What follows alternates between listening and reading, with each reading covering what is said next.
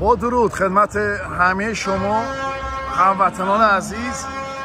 وزن 87 کیلوگرم فرخی رو داریم. سومین کشتی فرخی در مقابل ریوالتا از ایتالیا. ایران ورسس ایتالی. چه راحتی یه لحظه سرگردن کار کرد، پرید پشتش. دوتام اینجا میگیره، دوتام اینجا میگیره. به زودی من فکر کنم این کشتی رو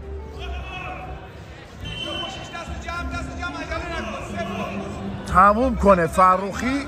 بله دست قفله، دست رو گرفته. نگاه کنید دست چپ رو ببینید. دوتام اینجا. شب بخیر رو میگه به کشتیگیر ایتالیایی. 8-3 قهرمان این جهان در وزن 82 کیلوگرم. به این راحتی این کشتی رو میبره. این چهره اصلا طولش نداد، اصلا طولش نداد. 8-0.